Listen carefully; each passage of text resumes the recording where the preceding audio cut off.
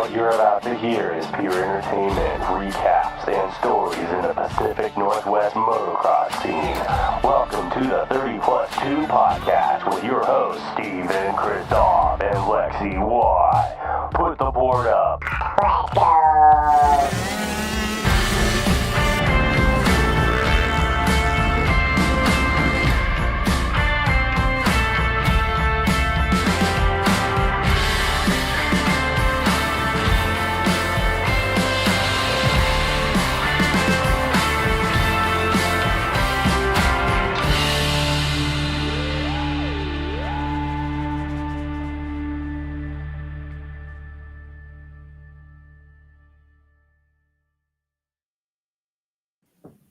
All right, episode 33 of the 30 Plus 2 podcast. Knock on wood, no hiccups.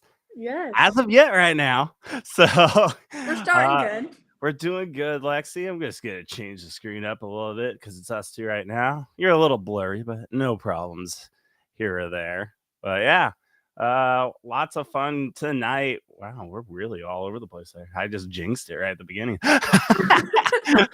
Lots of fun tonight. We have recap from the first ever Harvest Thrash at Albany MX. Well, Lexi, I think I'm the one at fault on the whole saying the weather was going to be perfect and sunny, because I don't know if you noticed, but it absolutely rained Friday night, Saturday night. And it just kind of left the track a little more moist, as you could tell. Hey, well, that's good. I mean, I'd rather ride in mud than dust.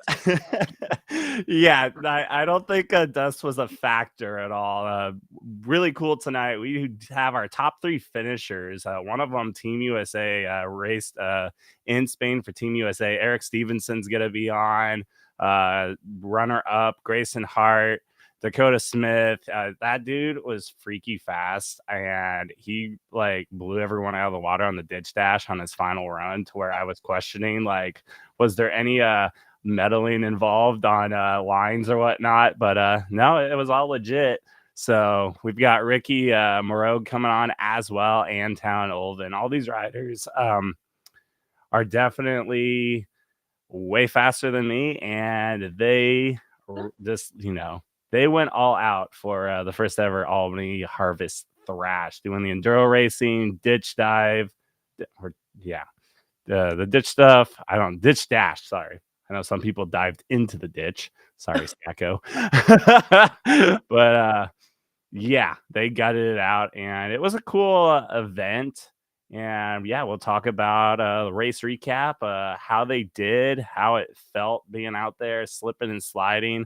I don't know if you saw my post-race interviews with Carson Craig Miles, the Dirty Seagull, but he swan dived in the water there at Albany, and he might still have some mud that he's trying to pick out of his hair, and I'm sure that bike's gonna have to have a full teardown. A little bit flooded after that one. Yeah, Lexi, you have obviously a father that does a lot of off-road racing and whatnot. What do you look forward to hearing from all of our riders here tonight? I look forward to hearing all the different things that they do, because I heard when they were talking last week about the setup that it's not just going to be just straight trails. I'm excited to hear about all the different sections that they add in it to make it more fun. Nice.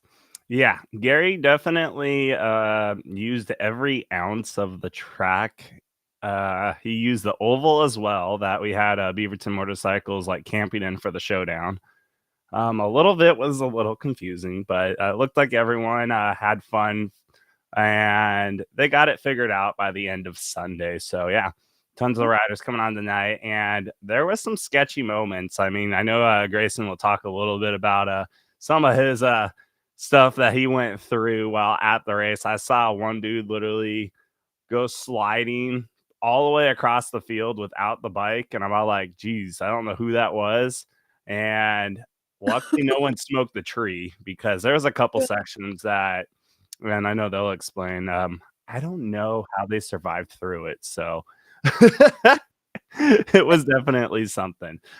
Jumping into the pit bike race, though, we had 4 riders show up. I know the rain kind of really hurt the pit bike race, but yeah, they went all out on the track, Lexi. And are we going to see you like line up for any pit bike races in the future? I mean, I might have to get that 110 out because, I mean, I love pit bike races, but that's one way that sometimes I'm like, I just want to ride the big bike, and I don't know if I want to get the pit bike out. Are you in or out when it comes to rain? I love the rain. I will go to I'll mainly go to the woodland ones if it's like downpour rain, and I love those. Okay. Well, we got Ricky as well. So everyone's starting to join in on the background. Couple more minutes. What did you do this weekend? Anything moto related? Is it a weekend off? Were you practicing? I know you're getting back in the hang of things and getting ready for the 25 season. Like, take us through how your weekend went. Well, Saturday, I don't remember what I did, but Sunday I went riding again. And we went up the same place that we went last time, just a few trails, and we brought my sister this time. So it was just me and my friend Tanner and my sister, which was really interesting. It was a lot of fun, and my sister made up some things that I did not expect her to make it up, which is really cool to see. Like, dang, she really got this. You've got some challenges that you just threw at her, and you're hoping that all worked out. At the beginning, she was like, Lexi, you're riding Dad's bike. I'm riding yours. And I was like, that's not happening, girl. So I threw her back on the 125, and she had fun. And she rode my bike down one hill, and she's like, yeah, I don't like your bike. And I was like, okay. Whatever works. I forgot to mention later on in our show, Preston Hagmann, 50cc parent. I sponsor him, his kid, Walker. He's got a blind takeoff podcast that he's going to be talking about, and also 50cc dad life. So that will definitely be interesting. If you guys have any questions for any of our riders that we're going to throw on here in just a moment, and then we'll just add as they join in, feel free to write in our comment section and we can ask any of them. But yeah, I didn't look at any of the schedule. Anything coming up for this weekend for moto wise? I know Woodland's got a race going on again. Eugene's got some stuff. Feel free to write in the comments too. Is there anything that you're going to this weekend? I have what we call pit bike weekend at my cabin this weekend. Okay. So that's what I'll be doing all weekend. I really wish I wasn't hurt. I have like a couple of my friends all coming up, and we all just destroy all the woods by my cabin. So it's pretty fun. Did you see Carson Brown's videos of him shredding on that 65 today? Yes, that was crazy. That was see, I wish I had that Carson Brown talent to where I could shred like that, but I don't know how he gets it. No, he's insane.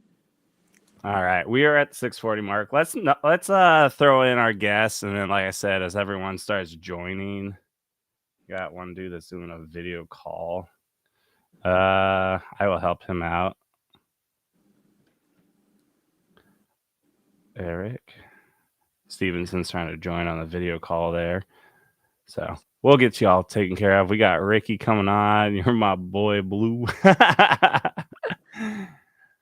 Michael, I'll have to look at the Oregon State series, but yeah, let's jump on our guest here and let's talk about some Harvest Thrash, and I will help where I can on getting the rest of our guests on.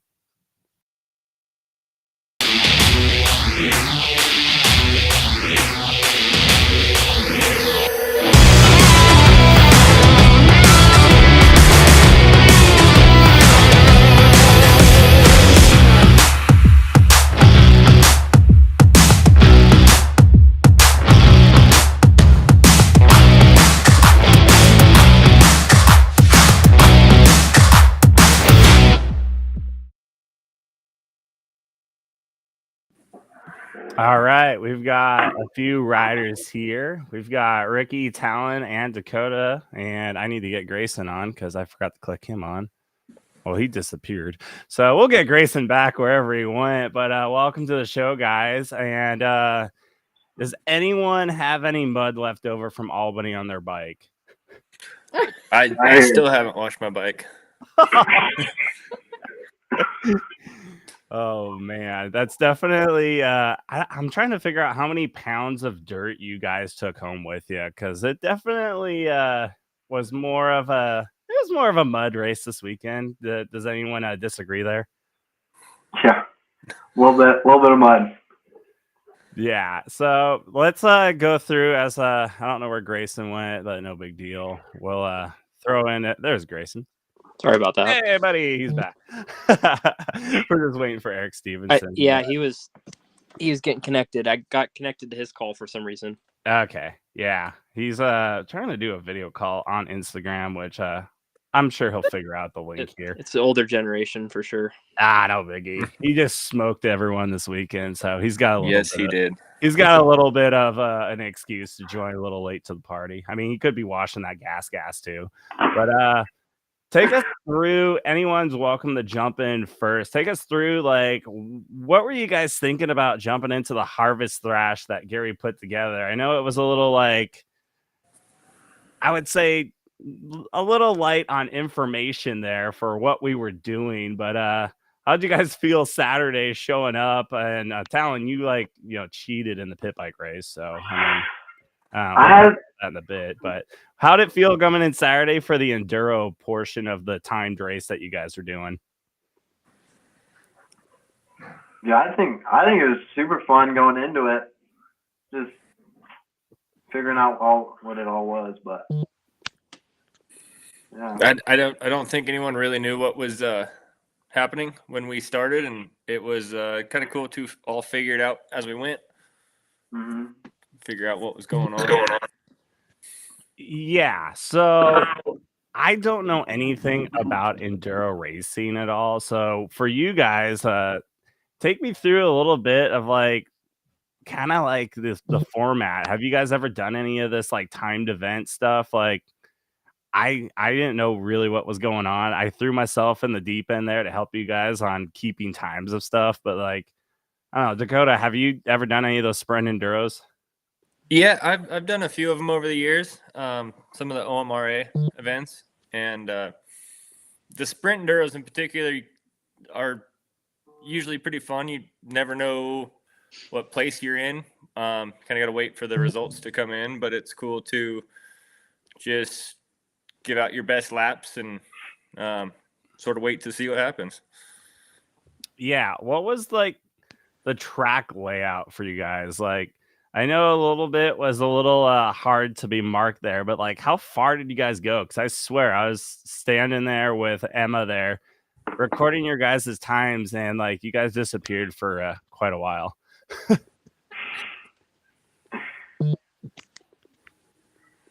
Feel free, Talon or Grayson, to take that. Yeah, I mean, it was longer than I thought it was going to be track-wise, and the mud definitely didn't help. But yeah. Did any of you guys have any close calls? Quite a few. Few close calls there. What was the favorite part of the section of the course? Sorry, we talked over each other. Go ahead, Lexi. Honestly, I think the field stuff was super cool just because it's wide open, not as technical, but everything was super fun, super flowy track. But yeah, it was fun. I liked all the trees. I've always done better in the tighter tree areas. Can wiggle around in the trees and seem to make up time in there. And I made up a lot more time on the track, for sure.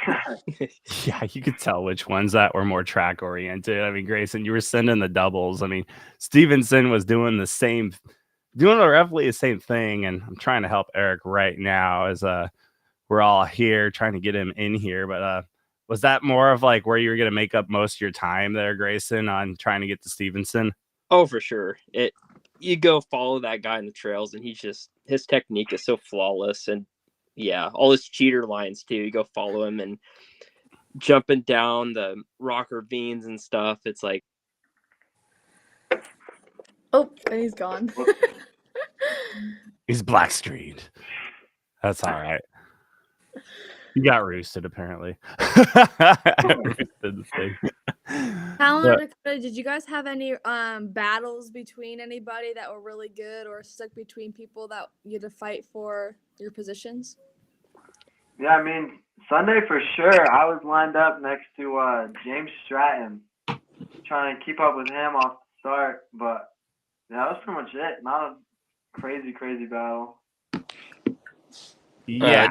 Joey Lancaster he passed me on the first lap, and I had thrown my goggles off, and I kind of just stayed behind him most of the day on Sunday, and was trying to catch him, and ended up getting held up a few times. But that was my goal, was to catch up to him, and never made it. But I tried getting Eric. Heck, guys, I had him. I mean, me and him battled the whole first lap, and then I had him in the woods, and then had some mistakes and had that stick go through my brake lever, and yeah, I played catch up after that, but he was gone. Yeah, what were those challenges like? And Ricky, if you can hear us, feel free to say anything, and it'll pop up on your audio there. But yeah, you and Stevenson were definitely going at it that first lap. Like when you're talking about all the obstacles that you had to go through, so you had a stick go through your brake line. Like what happened there, Grayson? Yeah, we were entered after the track, first lap, entered the wood section, and then I was following him. And then all of a sudden a stick popped up and went in between my case and my brake lever. And so the bike just like stopped. I was like, what's going on? And so I was looking down, trying to figure out what was going on. And sure enough, there's a stick poking up right next to my boot. And so I had to hop off and pull it out.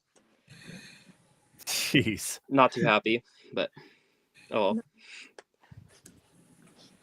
So obviously Talon, you were a little bit behind the pack there. Take us through your experience of the Harvest Thrash. I know you did all the events. Did you do all the events there? How was take us through the ditch dash?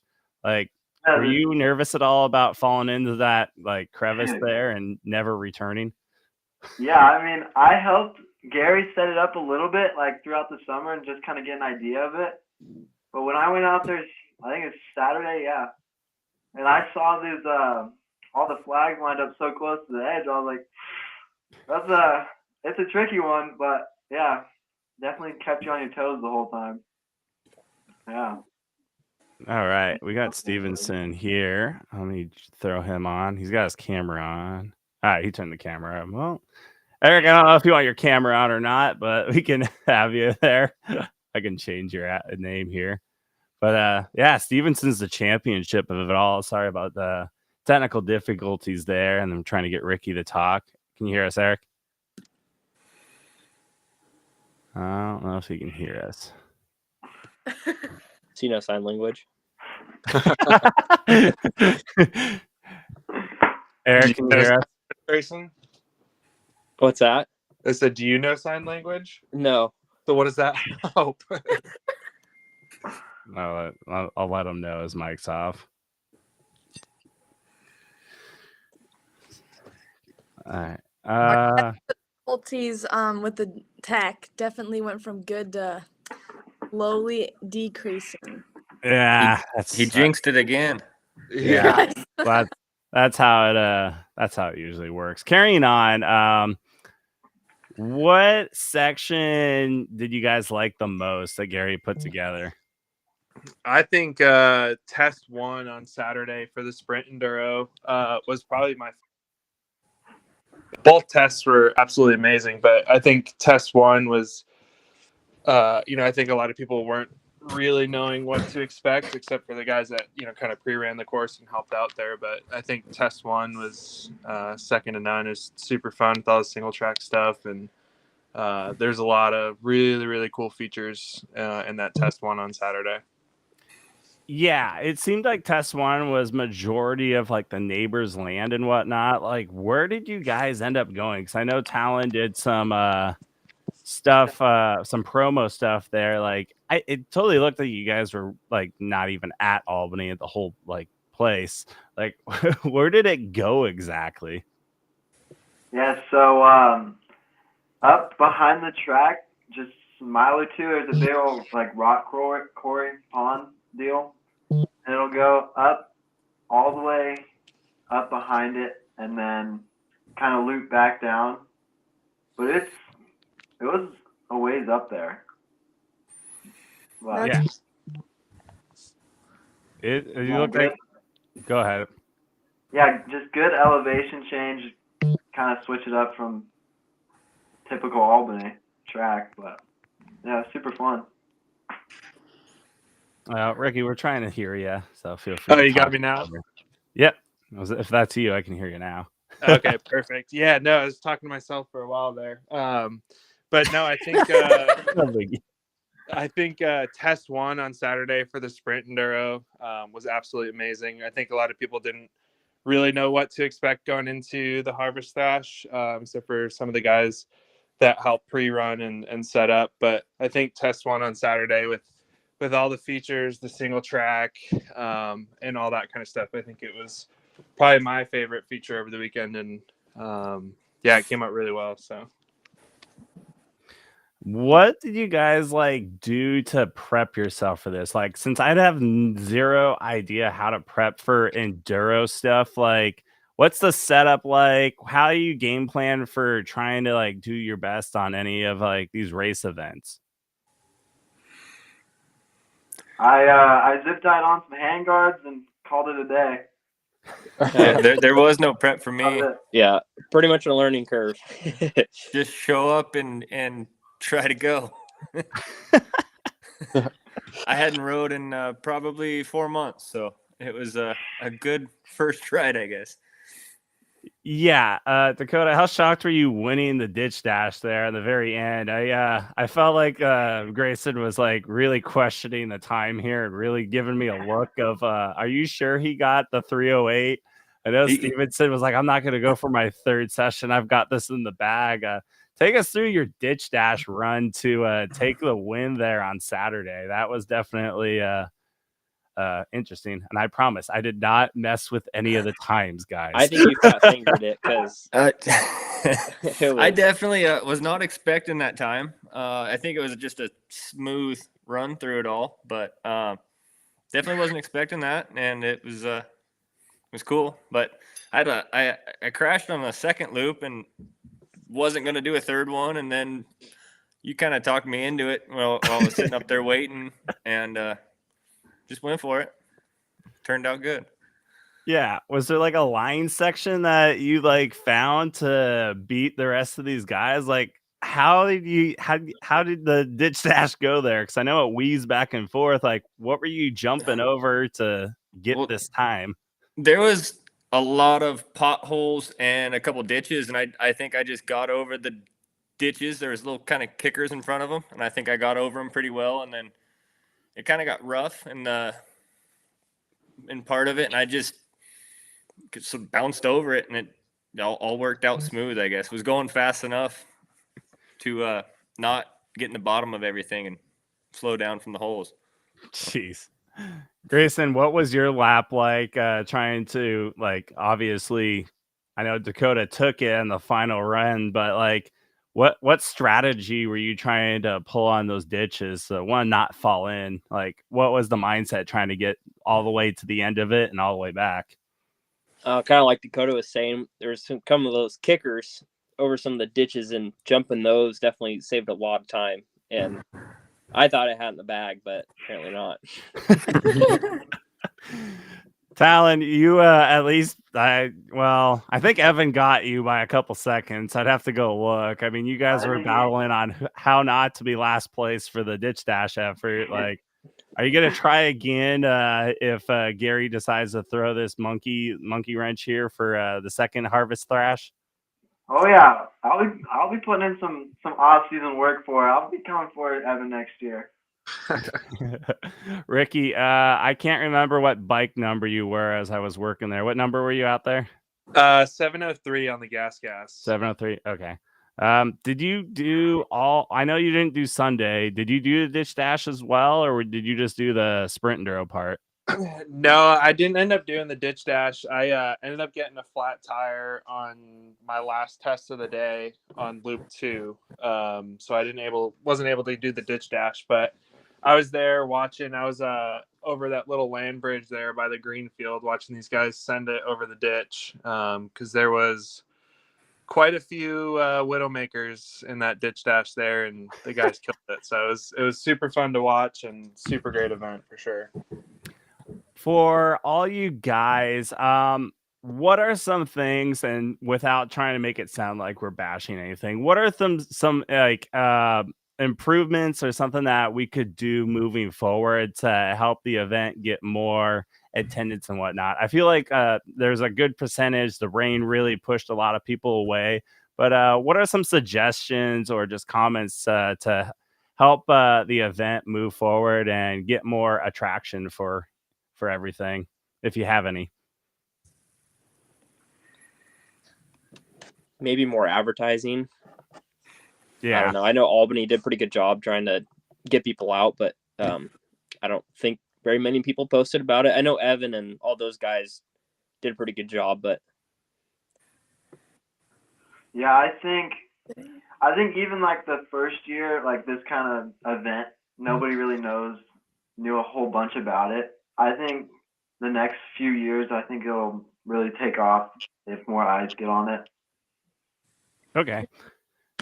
The format work out pretty well. Yeah, I thought the format was good. Okay. Mhm. Yeah, I just like I said, with me not knowing much of like any enduro stuff, I didn't know if anything needed to be adjusted, like on like timing or layout of the track or whatnot. I know some people really blew through some flags, so I did recommend a little more banners for certain areas, so that way you weren't like falling off the track and whatnot. I Yeah. agree. I think that was a little, maybe the same colored markers or something, because I definitely got lost a couple times. Yeah, I think we sure. all got lost a little bit, first couple laps at least. Yeah, especially on when we set out for test one on loop one. I mean, there's probably 5, 6, if not all of us that ended up finding the little ditch jump there and sent it over the ditch jump, and we had Gary coming out with arms waving and Coming all out that of the woods. kind of stuff. Yeah, I mean, a lot of us, you're coming fourth gear pinned across the field there, and you see a perfect ramp with a center rut right up the middle, and every single one of us, I think, took it. So, yeah, I kind of agree with Grayson there with just a little bit more banners, and maybe if the track was a little roughed in a little bit more. I know there was quite a bit of confusion on the first little bit there, where a lot of us were dead stopped in the tracks with our hands up, trying to be like, all right, which way? So. Yeah, I saw a few when you guys were going around. At least Sunday, it kind of looked like you guys figured it out. Eric, I have you on here. I know you got it pointed at the ceiling, so I don't know if you can hear us or not. But I joined you on our screen here if you can hear us. But yeah, it looked like a little bit that did not like know where the track was going, was a little confusing there. So definitely some banners there. What else? Stealing stealing a question from the comments. How did like goggle management on Sunday when it's pouring down rain? Like, did you guys just take them off and go without, or Goggles were gone after the second corner. It was They were horrible. gone. My Yeah, eyes are so. I went Go in ahead. no tear offs, just pulled them off the start. Just try not to Yeah, lose you them. guys hit that big water puddle, and it seemed like after that, like 25 feet into the race, it looked like all your goggles were pretty much done.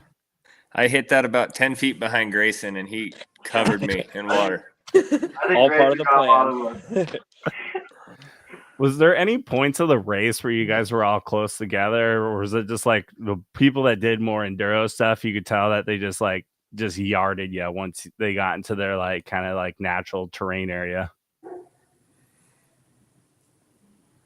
I got behind Eric and I just latched on and went. I've never done any enduro. I've never rode that bike before. Shout out to my dad. I borrowed his bike and just rode the crap out of it.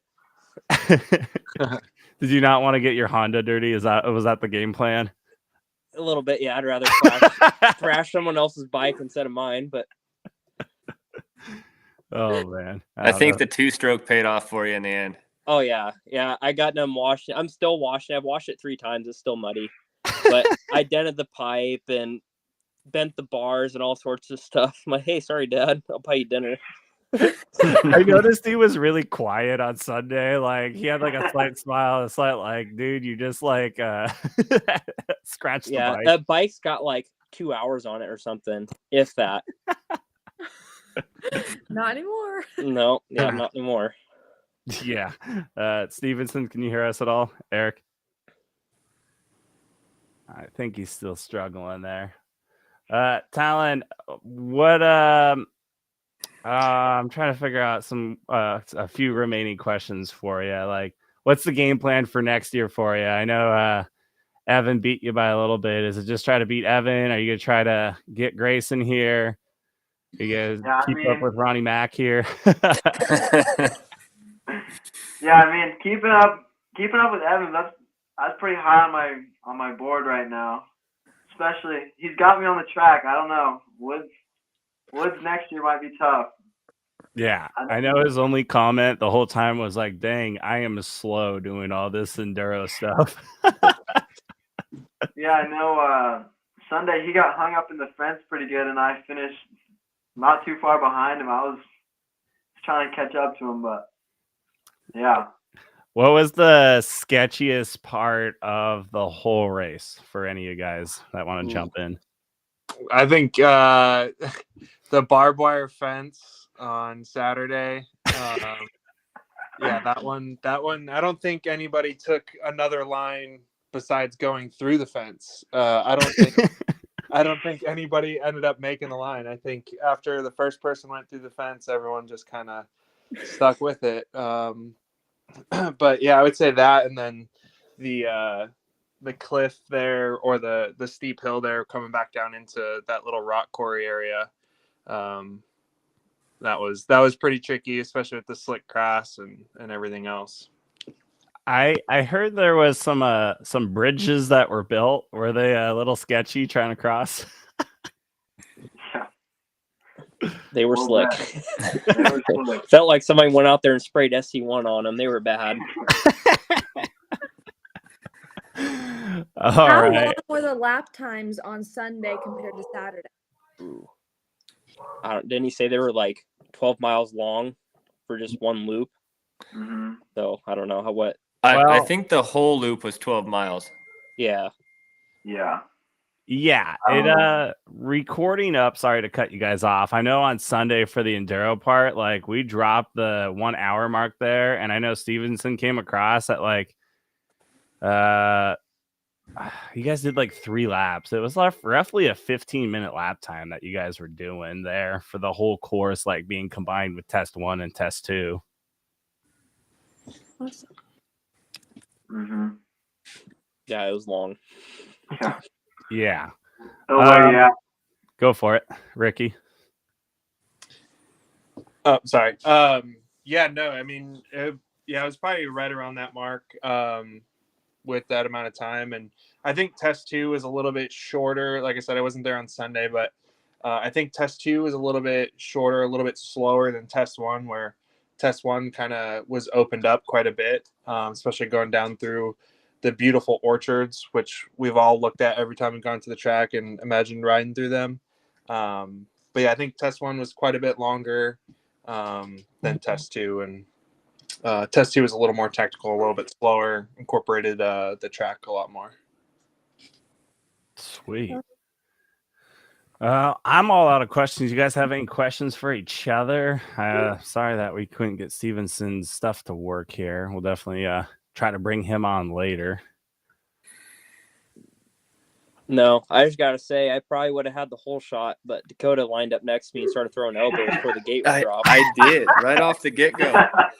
You still beat me to the water hole, though. A little sabotage. Tried to push you wide. Well, were you guys both? What bike sizes were you on, Dakota? You said you were on a 125. I was on a 125, and I'm a little big for a 125, so a little down on power. But I had him out of the hole. He just pulled me once he clicked third. Well, you needed to do the Michael Lessie like leg thing where you got your legs out, so he feels bad about smacking your legs. Should have just reached over and stepped on his brake. Yeah, I was afraid he was going to go for my kill switch because it's on my throttle hand. Mine is too. Oh man.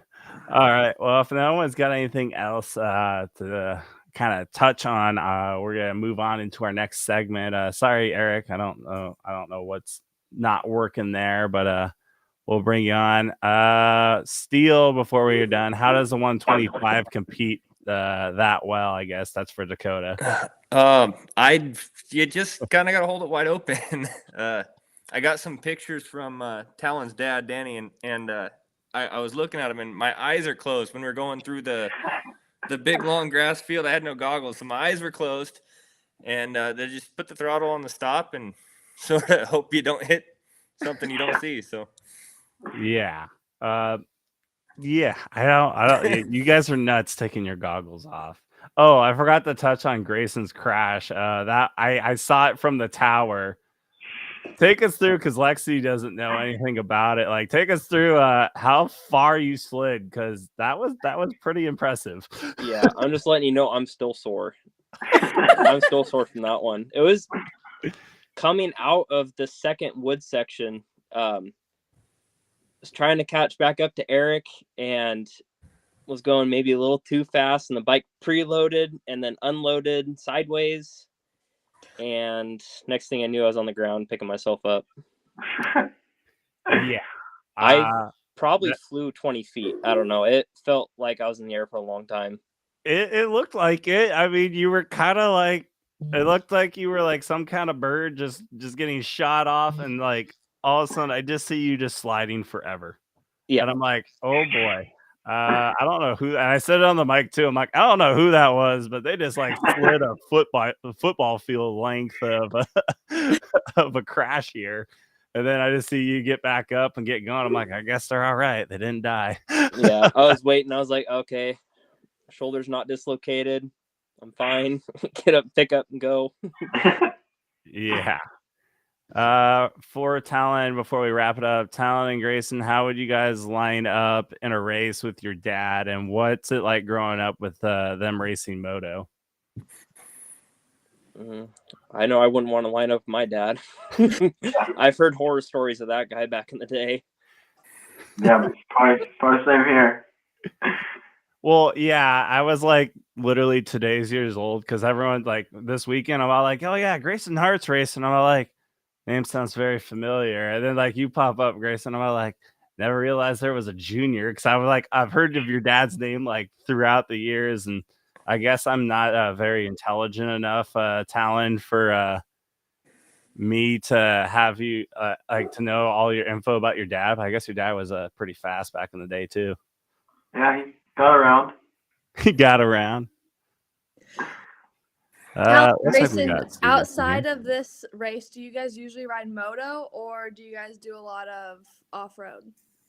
Oh, all moto. I've never done. Yeah. That was my first off-road event for sure. Yeah, same here. Eric, can you hear us? I can. I don't know what the heck I did. Only a half hour later, I figured it out. Hey, no biggie. Better late than ever. I mean, you were first in front of everyone there by, Grayson. I don't know how far he beat you. I know it wasn't 30 minutes though, but I know.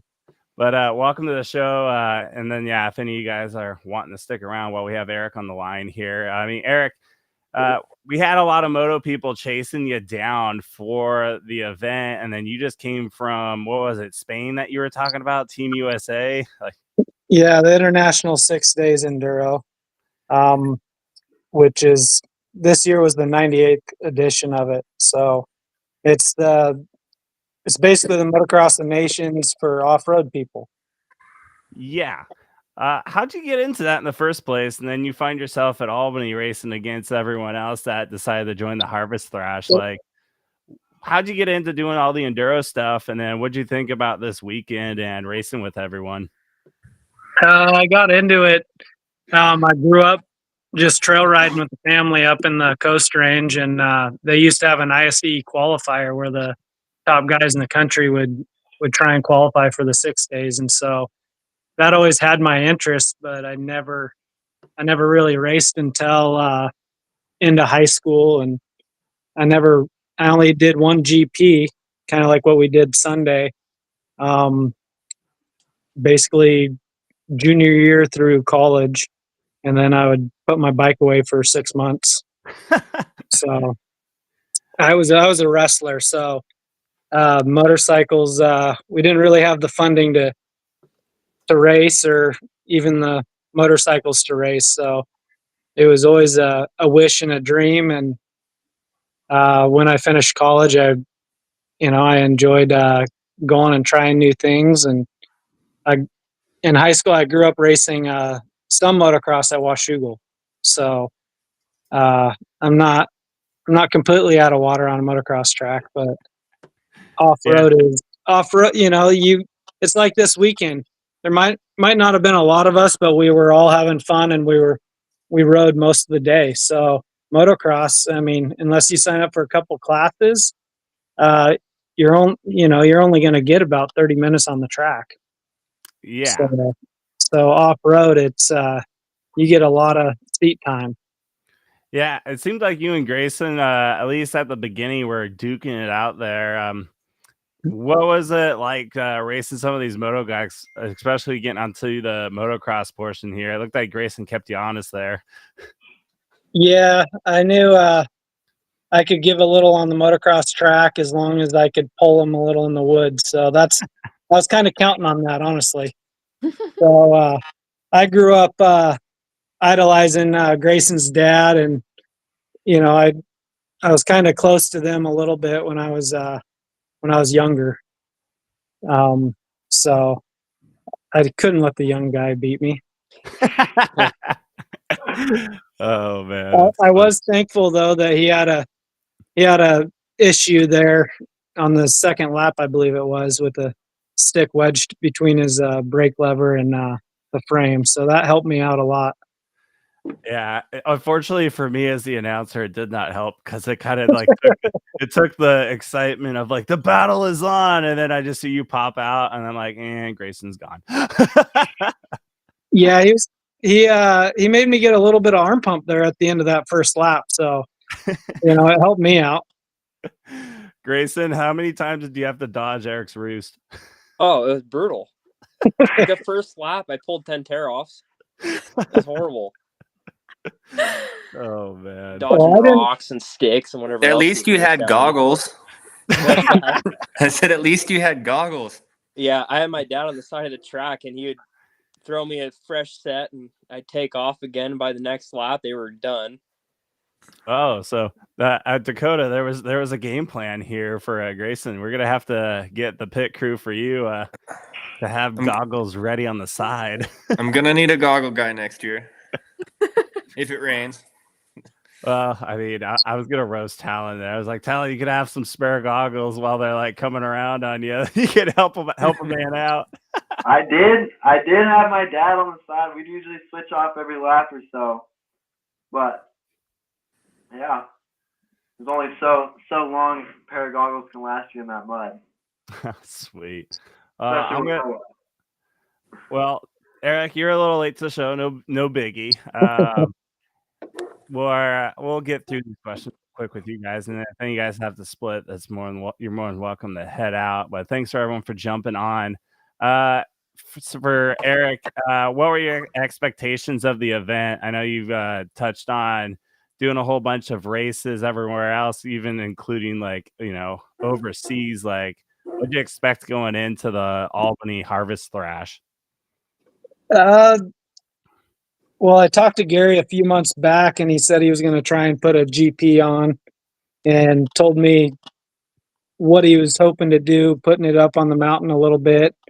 So that kind of got me excited, and Albany's always fun, and then I have done one other GP there many years ago, and it was a complete opposite of results wise of what this weekend was. It was another mutter, but I got stuck, and I could hardly even get my bike across the sand drag last time. So, jeez. Yeah, to be honest, I wasn't even really looking forward to racing this weekend. I kind of just wanted to take another week off the bike. I was a little wore out and tired from 6 days of, it rained for a week and a half that we were there. So I was kind of over that. But you found yourself at Albany. Well, I know Gary, he does a really good job of when he does put stuff together, and I was excited to support what he had going on. And I heard about the GP a couple of years ago, the Dust Bowl, how if they had better weather, it would have been great. So I was pretty excited for it because I knew it was going to be wet, and I'd rather ride in the mud than dust. So my first lap on Saturday, man, it was amazing.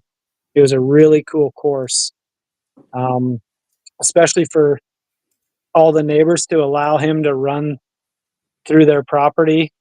I mean, it was really fun.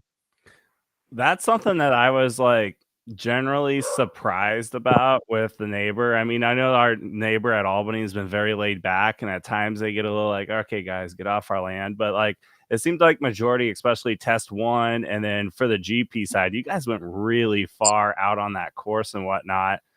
To kind of have a different question here, since we've kind of answered majority of them for everyone, for all the moto guys, like what would be some tips for like Talon and Grayson that do mainly the moto side? Like what are some preparations that they could do to try to keep up with you even more for the following year?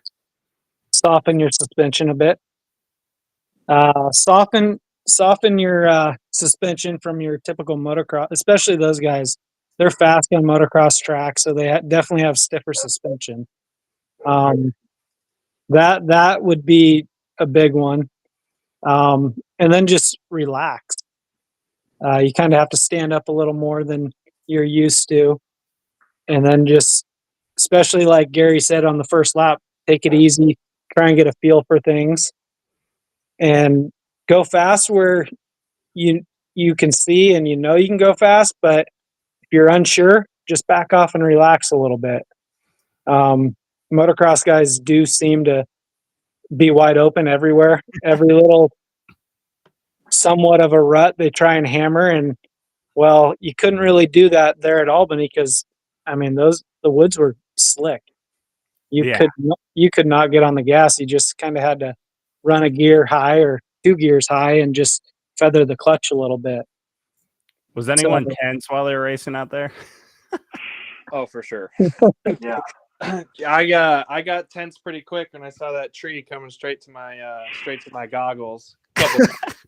But yeah, it was pretty relaxed. But I would say the other thing is make sure you have especially with the conditions this last Saturday and this weekend, is maybe Sunday it wouldn't have helped as much, but Saturday a fresh tire. I was running a pretty chewed up AT82, and that thing was running like a supermoto out there. I would imagine. I mean, yeah, I know definitely. I was there for that dust race that you're talking about, Eric. It cost me like $800 in camera equipment because all the dirt went into my camera. But yeah, I mean, trying to find that happy medium between the dust and the mud there. And then throttle control, I'm assuming, was just like a huge factor, especially with it being so slick. Yeah, you short shift it, like a lot of those, you're coming down and you're turning on and off camber, and it was slick. So learning to square the corners a little more, use the grass and but you're going to have to scratch your bike up a little bit and get into the bushes. That's where the traction is. You kind of have to search for it, especially, like Sunday, man, it was slick everywhere. I never would have thought about that. Yeah, like I'd run, depending on the corner, I'd either run it to the inside where I could stay on the gas a little longer coming down the hills, and then I could brake late because there's grass on the way to the inside, and then just kind of go straight and then square off in the stickers a little bit and kind of just short shift up the hill. Nice. All right. Any remaining questions from anyone before I let you guys go into the next segment of our podcast? Talon, you got anything? Grayson, Ricky, Dakota? No. Covered a lot. All right. What I like to do at the end of every guest podcast with all of us, for anyone that likes to follow all your guys' adventures, if you guys have social media, what's the best way for people to follow you and keep track of all your racing? Yeah, just Instagram. Yeah, mainly Instagram for me. What's your usernames? Ooh, that's a good question. UL_Talon_25. All right. That's the one. Do you want me to say your guys' Instagrams if you want, since I got it on my screen? Yes, you would be a Go ahead. second. I can't read, so. For Grayson, Grayson_Hart 547. I know Eric, you had some issues there, so I'll help you out. Eric_Stevenson _311 and Smith Family Moto. Well, Dakota, before I let you go, like how'd it feel with the rest of your family racing? They didn't race. We just did the poker run after the races on Sunday. And we didn't really make it that far. My son's on a 50, so he got about a lap and a half or 2 laps in before his bike wouldn't really move anymore. But it was fun. He had a good time, and I rode him around the track for a couple laps on my bike. And yeah, your wife was giving me the head shake no, like after 2 laps. She's never ridden in the mud, and so I think that was a big eye opener for what that takes to move at a decent pace. It can be a little difficult, and it was getting sticky when she started to ride because it hadn't rained in a long time, so it was just like a clay sticky mess. Oh yeah, I definitely know how that feels, especially at Albany. All right. Well, that's a wrap with all of our enduro riders and motocross riders. Thanks, Talon, Grayson, Dakota, Ricky, and Eric for jumping on. And Eric, I do want to have a longer podcast with you because I feel like you have some really good stories, especially with all your enduro racing. I want to hear the Spain stuff and all the cow manure and all that. Oh boy. Yeah, that's a smelly one. Sweet. Well, I appreciate you guys all jumping on here, and yeah, we'll see you guys at the next races. Cool. Right on. Thanks for having us. Yeah, thank you. Thanks for having me. All right, we're gonna pop everyone off here. Somehow. Catch you later. No biggie. I'll help them out real quick, and now he's back. Whenever you hit leave, it says if you double click it, it'll join you back again. I learned that a few times. Yeah, I just saw Eric's like boop, boop, right back in.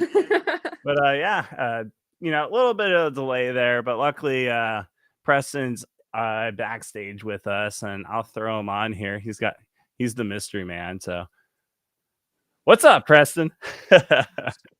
What's going on, Steven? Well, I want to figure out how to make this streaming software easier for all of our guests, because that seems to be the common issue as of late. Nothing against them. I just know this whole system is a little difficult. Is there any thing that grinds your gears with the iStream that you want to talk about? I am so new to all this, so I got no input. So I'm still trying to get caught up myself on all this. So I am no help for you. Yeah. Well, I need to do like what OpenMX does, and like just have like phone calls in. Like that's something I think that might be easier, since like the system's a little like tricky to figure out, like unless you're on every single week. So that'll be something that I'll try to figure out here. But yeah, what's been happening lately for you, Preston, with racing in the 50 class, being a 50 moto dad? Like what's been going on lately? We've been working on some good stuff with BK. We just got back from Millhorns last weekend, and we were supposed to go there again this weekend, but the weather is not really shaping up to be very good. So it was going to be our closer for the year at Millhorns until the weather gets better, and then we can go back over there. But right now we're just kind of I don't know if you'd will just kind of wrap walker and caution construction tape, and we're grinding on things this winter to come back swinging next spring. Awesome. Give us a little background about you and your family and all the racing you guys do. Yeah, so we are very, very new to this. Our first time racing and riding on an MX track, Steven was there, and it was at Moto Pacific not this last July, but the July before. And we don't get to ride very much except for maybe on the weekends, just because of Walker has a split home. So during the week he's at his mom's, and then we have him on the weekends. And so he wanted to go on a motocross track, but he was extremely terrified. And so I just tried to find the easiest track and find the best people to kind of put him around to kind of make things easier for him, and just kind of told him like, hey man, just you don't have to race, just go out there and ride and have fun. And if you feel scared or feel nervous or whatever, just pull off and that can be it. Or if you want to finish the race, just finish the race. And so um, that kicked that off, and then it just kind of got out of hand from there. Yeah, now you're in it for life there, Preston. So there you go. Yeah. Yeah, and yeah, now Waylon's on his bike riding too. So yeah, now we are in it. We are committed for sure now. Do you want to place wagers at all if your younger one, Waylon, like starts getting faster than Walker? Is there going to be a brother rivalry going on? I don't know. I think with their age gap, it's pretty cool because um I don't know. It's different. Like I don't see there's the competitiveness with the younger one. Like Waylon talks all kinds of trash to Walker all the time, and he's 3 years old. And so it's like when the last time we went to, I think, to Tootle, we rode there with Brandon um and a couple other kids. And the whole time on the small little 50 track, Waylon was like, "Get your bike, Walker, I'm gonna smoke you." And Walker just laughed it off. So it's kind of funny. But as far as that goes, I don't know. It's pretty cool because Walker just everything Walker learns from these trainers, because we've had the opportunity to train with just about every single trainer. We started out our first lesson with Sean Wilson. He's great Yeah. guy. And then we trained with Landon Courier and Ryan Martin. And then we trained with Mike Smith. And then now we're full time riding with Brandon Kahlberg. Nice. Jumping in, let's jump into that kind of a little bit, since you've like kind of dabbled here and there. What have you learned with all of our trainers so far? I've always suggested with every rider, like try just try everyone around and see what like clicks the best. Like, have you learned anything from any of the trainers that works best for Walker? Yeah, so they gotta have the right personality. They gotta mesh. And so um I kind of took this out of when I was learning before we even bought the bike, just watching the Deegan's channel. There's a lot you can learn there. If you take the really detailed pieces out of their life story and just kind of use what you will from that Yeah. and apply it to your life, it can help out a lot. So um with dabbling with the trainers, it's just like you got to find who meshes well with your kid. And then from then on, it's nice to still kind of explore before you fully commit to somebody, because life happens, right? Like look at Sean Wilson. He was riding and racing, and then he got hurt. And so what happens if you are on a program where you need full-time training because you got a big AMA event coming up, but Sean can't help you because he's hurt? Yeah. So for me, it was try to build as many positive relationships with the trainers and see what they have to offer that could help you and your family accomplish your goals. Yeah. And so, yeah, I really like that you get to go around and like see all the different trainers, and I agree with like finding the one that you really like, and it's really hard, like even as a girl, like finding the trainer that you really like click with and you understand, because some people they can say it, but when you go out there you're never going to do it. But other ones they say it some different way that it just clicks, and it's really cool that you have the opportunity to see all the different ones and not just have to go, oh, this is the only one I've ever done, so this is the only one I'm going to do. yeah. And it's kind of hard to commit to a trainer with our schedule and with Walker and stuff. So, we don't always, whenever they have things available, it might not work best for us. And so that's what was kind of nice about having the opportunity to dabble in the different trainers. You learn who's more flexible, and then um kind of like where they're at with their training to see if that works best for us, because he's still really, really new. He's progressing faster than I anticipated, but he still has a lot to learn. Like, there's always something to learn in the sport. It's not easy. And so for me, I wanted him to really get a really good foundation to learn to be as safe as possible on the bike and know when to back off, instead of just, hey, let's go hammer down. You need to go faster, because he keeps going faster, but he has terrible form and skill. I just feel like that's a recipe for disaster. I Yeah. mean, have you seen me on a dirt bike? I mean, you don't really need what's the word, Lexi? Ways of racing technique. Yeah. I'm just poking the bear. What's it like being a 50 parent? Have you lost all your hair yet? No, honestly, starting out with the e-bike, so we bought the gas, the MCE5, and that is a great introduction bike for 50 riders. Like, the maintenance isn't really all there, so you don't just go full stress mode and just want to curl up in the corner and like rip your hair out. Like So, a Cobra 50, Dad? Wait, what? oh yeah, yeah, or yeah, yeah, with two Cobras, yeah. But yeah, no, the e-bike definitely helped out a lot. It gets you started with the minimal maintenance, the tire pressure, making sure the axle bolts are greased, the battery's charged, just easy things. And then plus it helps them because you can control the top end on that bike. So, if he's not ready for mode 5 or 6, you can put him wherever he wants until he gets there. And then once he's riding, or they're riding in 6 mode, just riding the wheels off it, then you can move them out. So is that your best advice for me if my wife and I decide to have one and then get into motocross racing? I mean, obviously it's going to happen at some point. I mean, you would know better than me, Stephen, but just from the outside looking in, or just from doing it, yeah, I would say that was kind of the easiest move for us. What do you love most about going to the track with your kids and being able to watch them and watch them grow?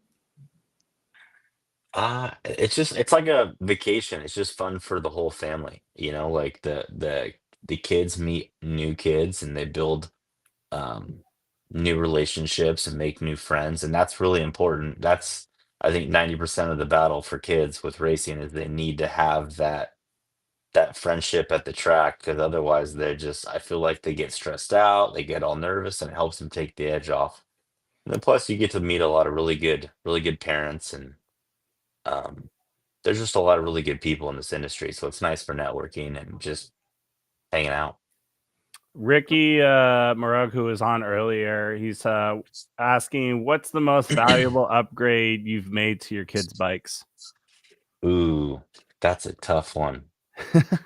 So, long story short, the first Cobra we bought, Steven, you know this, Yeah. was no bueno. The whole motor was just hammered. So this is what really helped me out, was not buying a brand new bike. And then you kind of I feel like it would just drag out the process of learning everything. So I bought a bike that was just completely foobarred. So I had to pull the motor, ship the motor out, have the whole thing rebuilt, and then just go through the bike, learn the bike, and then just kind of stay on top of things. But as far as like upgrades go, I don't know, just making it's just just the bike maintenance, I guess. I mean, there's not really any parts that I could say that have really helped us. I mean, when they get faster, obviously the gearing's going to change. And then Yeah. one family that I did meet, because I didn't know at first if that Cobra had a T-Rex throttle on it or not. And so one of the dads was talking to me about there's been some issues with the stock Cobra throttles getting stuck wide open on them. So I was like, yeah, don't want that. So that was probably the main upgrade for me. Oh, actually, you know what? There is something, and it's not mechanical on the bike. It's the corner coach. It's a little seat bump that you can adjust and slide up and down the seat. I'd say that has probably been the most important thing for us being so new to this on the bike, because it keeps him. We can work on different um positions on the seat, like so for right now we keep the corner coach above the top mount of the rear shock. And so that way, when he stands up, he can feel his knees slide up against the seat. So that way he knows that his knees are far back enough. Okay. And then if we need to work on cornering more, like getting more in front of the bike to help, because I feel like a lot of kids, they really struggle, or they want, like, they're so focused on sticking their leg out around the corner, and then they just kind of just hangs there. So then we started just sliding the corner coach up as far as possible to kind of get him more up on the tank, to kind of Yeah. make it easier to get his leg where it needs to be. Nice. Lexi, do you have any tips or tricks? Well, when you start, Lexi, did you start on 50? I started on a PW 50, and one of my biggest things was learning the clutch. My first 65, or my only 65, had a recluse. And so when I you jumped cheated. onto the 80, I know. So when I jumped onto the 85, I was completely lost, and that took me a while to go with it. And then when I did start to actually race on the 85, I used to hold the front brake when I used to start. So when I dropped the clutch, I would wheelie, and then it would stall.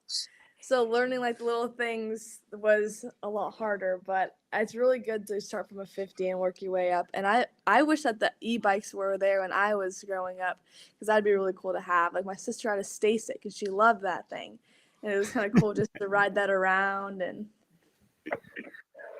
what 65 do you suggest for Preston? Unless Preston's already got one figured out. If you I've recall only any. had KTMs, so that's the only one that I've been around. Austrian brand, depending on your budget there, Preston. How soon are we to 65s? We Walker's mom and stepdad bought him a Cobra, but I wanted to get him an Austrian bike because the reason being is that the Cobras are so narrow, they're so easy to ride. Yeah. And at some point, you're going to have to go to a wider bike, whether it's a Yamaha, KTM. So I wanted to go over at our house. I wanted to get him an Austrian bike. So whether it's a gas or a KTM or a Husky, I wanted him to ride that. So that way he can get used to riding both bikes. So that way it'll kind of just make him more versatile, and he's not so used to riding the Cobra. Like I know that Cobra is working on their 85, but it's a matter of who knows when that's going to come out. Yeah. They say it's soon, but still, it's like he's not going to be on a Cobra forever. So I'd rather just try to help him become as versatile as possible on a bike. Well, Yeah, make the luckily- move a lot easier. Yeah, I was gonna say, luckily you're still in the beginning stages of 65, so there's always transitioning. You got a few years and whatnot. Yeah.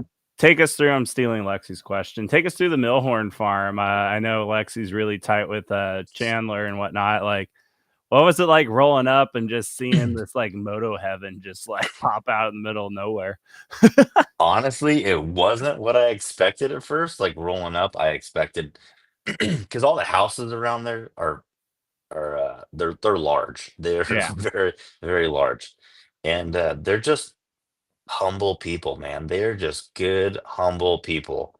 And rolled up there, and some of the other guys were already down on the track, and you can't see the track when you first pull up unless you get up towards like the back side of the right shop where all the farm equipment's lined up. Okay. And then when you get out there, you just takes a second to process where you're at and what's going on out there, because you're just like, oh my god, dude, this is unreal. It is. It's unreal because all you can see is just his land and then just tracks. Like they got the pit bike track, they got the supercross track, they got the corner track inside the national track, and he builds these tracks a little bit bigger than normal size, and he just does that so that way I think that the kids can get more of a workout, more for conditioning, and yeah, it's nice that that place was pretty sweet. That's awesome. Were you guys able to go on all the racetracks, or was there any limitations while you guys were training over there? We could go on all of them. Some people were dabbling a little bit in the Supercross track. It was kind of just there at the time because Sonny was supposed to be there Monday or Tuesday to come rebuild it, do Yeah. some work on the tracks. But for the most part, everybody just kind of stayed on the pit bike track, the corner track, and then the national track. Awesome. Nice. Lexi, you got anything for you before we jump in the podcast segment? I know I think we're ready for the podcast. we ran a little overtime. No biggie. What obligations do you have, Lexi? Oh, You on I'm the excited spot. to You hear left about me this last podcast. time. Your sister just waits they for do. you. I don't know if you've been over there lately, Lexi, but they now own a goat. I saw that on their Instagram. I was like, oh, there's a little black goat around now. Yeah, Walker, Colton Thierry, Abel Milhorn, Riker Ward, and Darren Kamstra it was like in the evening, and they were down by the train tracks, and they found a random goat, and yeah, so Seth and them contacted all the other farms around, and nobody knew whose goat this was, and so they made the assumption that the goat had to have walked over 1.5 miles to their residence. And then the boys went down to the train tracks. They made a leash. They brought the goat back up to the house, put it in the garage. And then it was, I don't know, probably an hour into this, they were riding the goat through the house. So the goat ate lots of fireworks and cardboard. So it's got a pretty good diet. Hey, that's all it needs. Oh man. Well, that's definitely that took a turn for the whole training session. Wanted to jump in. I know you've been trying to put this your own podcast put together now. Talk about your podcast you're starting here, Blind Takeoff. What's your interest in podcasting and where would you like to go with it? My interest was there wasn't enough stuff out there, not enough information or tools or resources for like new moto people, whether it's a moto dad or not. Like Yeah. even like the YouTube videos on trying to figure out how to do things, they're just not there. So if someone's got an interest in making YouTube videos on like changing top ends and all that stuff, you should jump on it because all that stuff is extremely outdated. I can't help But you there. no, it's okay. But no, I just wanted to kind of just share our experience. I'm not here to give anybody like tell anybody what to do, but I just kind of wanted to share our experience and let people know like what worked for us, and then if there's a way to help other people network with other people, because that's like 60% of the battle is the networking, which can help out a lot. And Yeah. so just yeah. Well, just be like Lexi and just like, come into my canopy and be like, I'm here now. What's up? We're part of Gate Drop. Lexi, what is the best way to get sponsors? Like you've had stuff like work out in your favor. Do you have any opinionated advice here on how to gain additional sponsors at the track and whatnot? I think the biggest thing is talking to people. Like I am always a talker. I love talking to people and just going into different tents and be like, hey, like I'm Lexi, and like just talk about everything about dirt bikes and making the connection with everybody. Like with 509, I was looking for a new gear sponsor. I wasn't happy with what I had and I wanted to try something else. And I met the 509 guys and we were talking, and all of a sudden they're like, hey, send me an email. We'd love to have you part of it. And then jumped off from there. So I think that having an open personality and talking to everybody is like the best way. Even if you're not interested, like if you're not interested in one certain thing, but still going and talking to them to making the connection, because your name can fly everywhere and they can be like, oh yeah, this girl, and then be like, oh yeah, and then other sponsors can come in on it. So it's pretty cool. Nice. Yeah, definitely being social and whatnot. Preston, as I know we're going a little over, and I know I can tell that Lexi's got homework to do. Where was I going with this? I lost my train of thoughts. What are you what's your goals for, I'm gonna go with this one until I remember it. What's the goals for 2025, racing wise, riding wise, podcast wise? Podcasts, I should have that rolling into the next couple weeks. I'm just kind of waiting on some things to get back to me, like you and I discussed, on what I can show in the podcast as far as brands go. Nice. So I'm waiting on the green light for that. And then as far as racing goes, we're just working on getting our track set up for the winter, making just finding it easier closer places to ride is the biggest thing. And then just hitting it hard next year. I think we'll just do tracks like Washougal, Airway Heights, just things that are a little bit more difficult, and trying to stay away from the highways, the freeway tracks. Yeah, I know I've had some people asking me like, "Hey, what are the best tracks to go to get faster and whatnot?" And this is no like, diss on anyone. It's like, well, what is your expectation for next year? What are you trying to achieve? Are you trying to go to Loretta's? Are you trying to hit AZ Open? Like, I need a little info on what you want. And then something that like Perkins did, if you're gonna chase the Loretta's thing this year, this coming year, Preston, is all like they did the area qualifier at Horn, so they like did the races before that to get familiar with the course, and then did the Washougal Classic 7, and then got right into regionals at Washougal, and then just started finding other tracks here and there to be prepped for Loretta's. And I know Lexi can attest to that. It doesn't matter what track you go to, Loretta's is definitely a different animal. Yeah. There's nothing like it. It's crazy. It's what I've heard. So I think Loretta's isn't anywhere in the picture for us as of right now. I think if it does happen, it'll be like mid to late 65 run. But for right now, we're just gonna ride the harder tracks. We'll do Norks. Just try to make, like I said, just try to get him as versatile as possible. Just ride every type of condition. So it was cool when Steven brought you on here because you do everything, and it's like, oh, cool. See, it does work. Look how good she is. Well, Lexi's the expert. I just talk.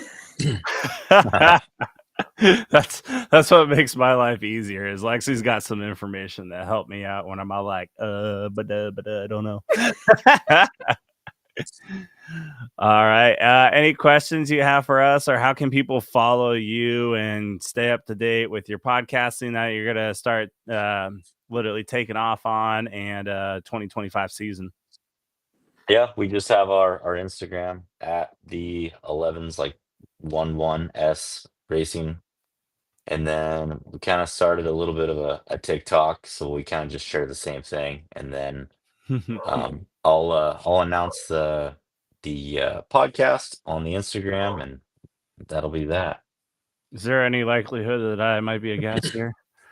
Yes, I would love to have you guys on there, because it's just like, I don't know, it's kind of hard just talking about your life, because then you just forget about things. So it's nice Right. having other people, because then they can pick your brain and go from there.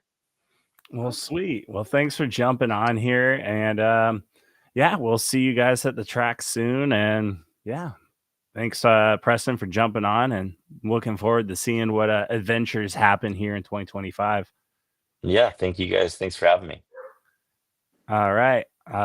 That's Preston, and we guys got goggles. Hey, Lexi, if you move your head right, the goggles will fit right on your face. Oh, I was like, there you go. That's Preston Hagmann. Blind Takeoff. Follow him on Instagram and YouTube. I know YouTube's got Blind Takeoff.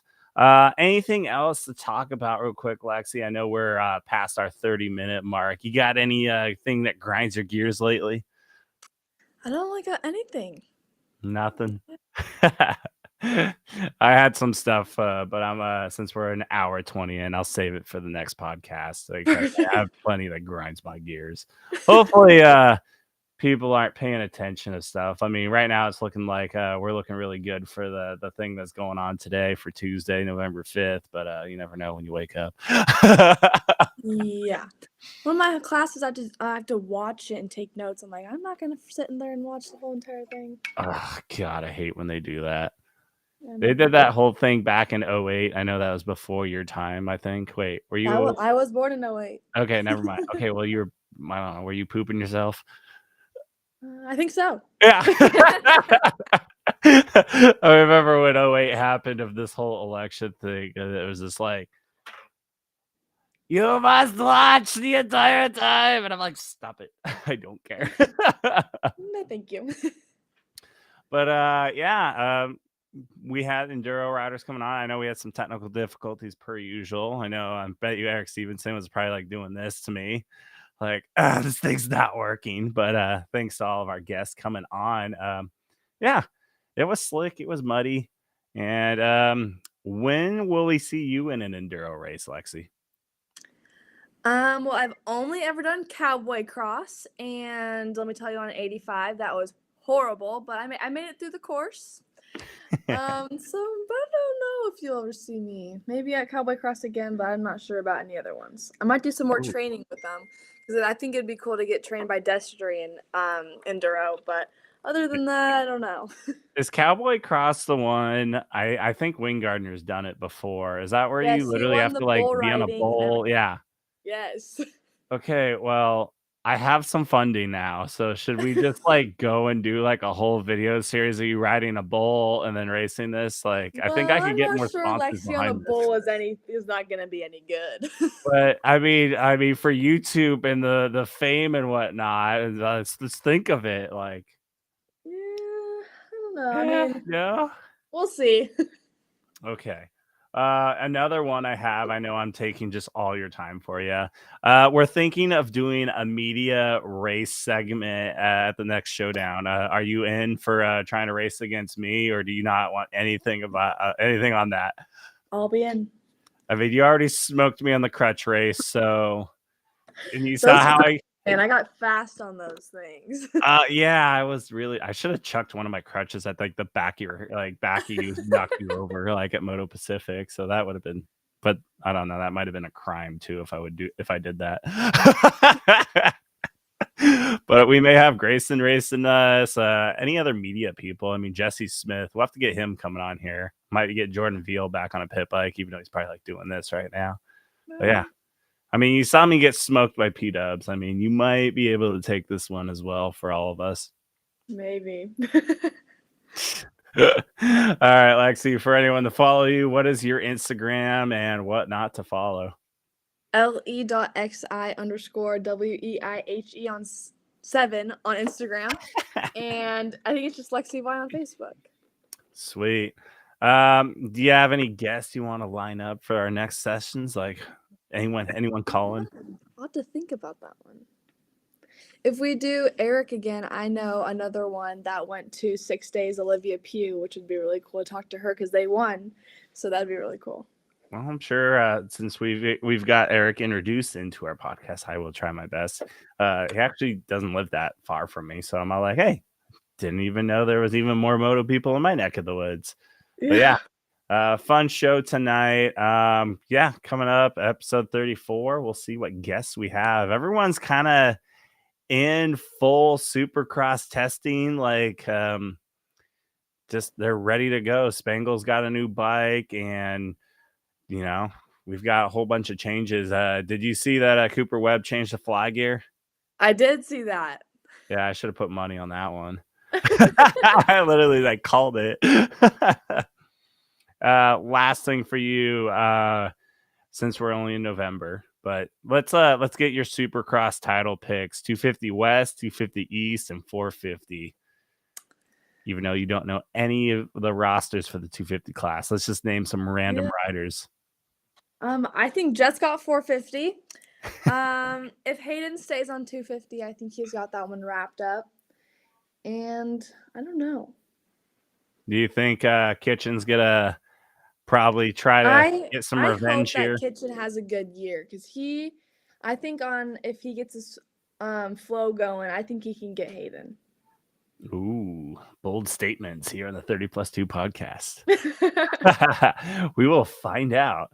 All right. Thanks, Lexi, for jumping on. And thanks, everyone, for watching the 30+2 podcast. We are out, and we will